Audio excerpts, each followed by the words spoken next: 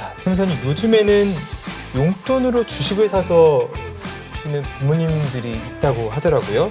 세무적인 측면에서는 이런 경우 어떻게 볼까요? 저는 뭐 개인적으로 아주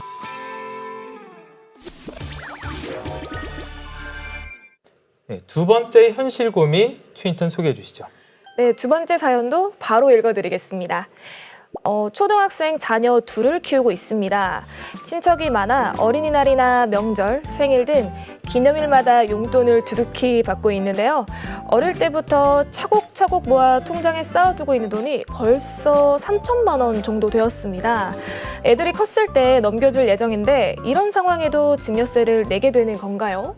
라는 사연이에요. 뭐 말씀대로 뭐 어린이날이나 생일에 주는 용돈 정도는 증여가 아니고요. 근데 이 돈도 또 사회 통념상 가능한 범위 내에서만 가능하고요. 예를 들어서 뭐 용돈을 준다고 해놓고는 1,000만 원을 준다고 하면 내심 증여의 목적이 좀 더 크다고 볼 수 있잖아요. 그런 경우는 이제 좀 문제가 될 수 있고요. 그리고 참고로 미성년자한테 증여할 수 있는 돈은 10년간 2천만 원이거든요. 성인 자녀한테는 5천만 원이지만 네. 2천만 원이 넘는다면 증여세가 과세가 될 수 있고요. 그리고 이 사연에서 또 말씀한 것처럼 부모님이 차곡차곡 모아뒀다가 자녀한테 한 번에 주면 그때 또 증여가 될 수 있습니다. 또 큰 돈이 3천만 원의 돈이 한꺼번에 가니까 네. 2천만 원 이상 되는 돈에 대해서 세금이 나올 수 있겠죠. 그래서 용돈을 모으더라도 아이 통장에 모아두시는 게 좀 그쵸. 좋겠네요. 네. 그 이제 그야말로 용돈 개념이기 때문에 친척들에게서 받은 돈을 부모님에게 가져갈 게 아니라 그렇죠. 아이의 통장에 넣어주는 것이 가장 현실적이다라고 보면 그렇죠. 되겠네요. 이게 모아서 또 주면 그 돈이 또 증여로 보이니까요. 네. 네.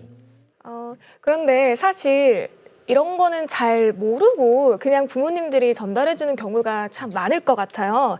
2천만 원이 넘었는데 증여 신고를 하지 않으면 어떻게 되나요?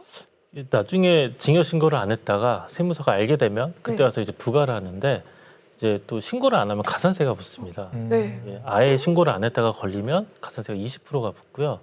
그런데 신고를 조금이라도 해놨는데 걸리면 10%가 붙거든요. 좀 차이가 커서 그래서 뭐 만약에 2천만 원이 넘지 않더라도 증여세가 안 나오더라도 증여세 신고해두는 게 더 좋겠죠. 한 번이라도 해놓으면 좋다라는 거죠? 아 그러니까 2천만 원 증여가 있었는데 아예 안 하는 것보다는 그냥 신고를 해놓는 게 좋은 거죠. 그러면 이제 아이들을 위해서 부모들이 적금을 들어주는 경우가 있는데 네네.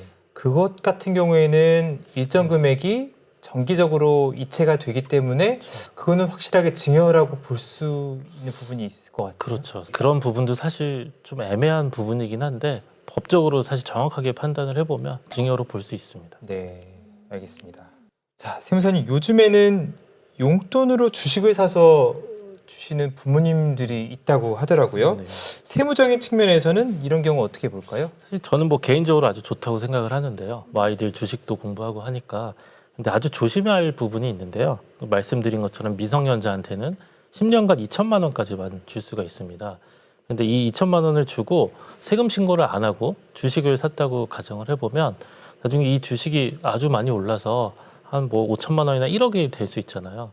그럼 세금을 2천만 원에 대해서 과세를 할지 오른 5천만 원이나 1억에 대해서 과세할지가 문제거든요. 근데 세무서에서는 5천만 원이나 1억 오른 금액으로 과세를 합니다. 예전에는 2천만 원이 안 넘어서 증여세가 안 나왔지만 나중에 주식 투자를 해서 실제로 오른 금액으로 증여세가 과세가 되니까 처음에 2천만 원 줄 때 증여를 해서 그 돈으로 이제 주식 투자를 할 수 있도록 만들어주는 게 좋겠죠.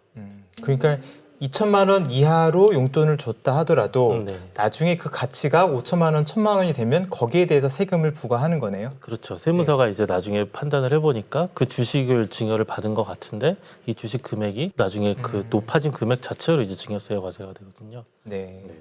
네, 그 외에 자녀에게 이런 현금 방법으로 현금 증여할 때 알아두면 좋은 꿀팁이 있을까요? 이게 사실은 징역 공제를 잘 활용하시는 게 우선은 기본이고요. 그래서 미성년자한테 2천만 원까지 되고 성인 자녀한테 5천만 원까지 된다는 거 이제 확인을 해서 그렇게 하시는 게 가장 좋고요. 이게 10년간 가능한 금액이니까 네. 네, 그걸 좀 활용을 잘 하시면 좋고요. 그리고 증여세 아낀다고 이제 조금씩 주시다가 나중에 이거 합쳐보면 이 금액이 훨씬 넘는 경우도 많거든요. 나중에 또 걸려서 가산세까지 부담이 많은 경우가 많으니까 더 조심하시는 게 좋고요. 정확하게 세금을 절세하고 싶으면 신고 정확하게 하시면서 계획을 짜시는 게 더 현명한 방법입니다. 그리고 증여와 상속은 워낙 좀 복잡하기도 하고요. 계획을 짜는 거에 따라서 세금이 많이 달라지거든요. 그래서 증여와 상속 전문 세무사와 꼭 상담해 보시는 게 좋습니다.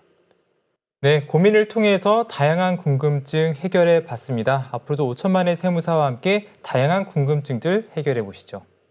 혼자 해결하기 어려운 세금 고민이 있다면 언제든 5천만의 세무사와 함께 해주시기 바라겠습니다. 세금 지식은 높이고 불필요한 세금은 낮추고 생활 속 세금 고민 5천만의 세무사가 함께합니다.